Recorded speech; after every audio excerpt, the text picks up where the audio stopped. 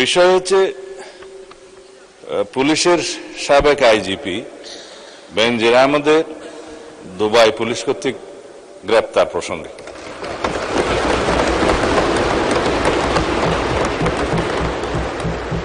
এ বিষয়ে আমি মহান জাতীয় সংসদকে অবহিত করছি যে বর্তমান সরকার দায়িত্ব গ্রহণের পর দুর্নীতি মামলায় অভিযুক্ত পুলিশের সাবেক আইজিপি বেনজির আহমেদকে গ্রেফতারের জন্য ইন্টারপোলের সাথে নিবিড়ভাবে কাজ করার জন্য নিয়োজিত পুলিশ হেডকোয়ার্টার্সের national central bureau NCB Dhaka কর্তৃক ইন্টারপোলে আবেদন করা হয়। তৎপ্রেক্ষিতে গত 11 এপ্রিল 2025 এটা 2025-এ পাঠানো হয়েছিল, আমরা এটা মনিটর করেছি।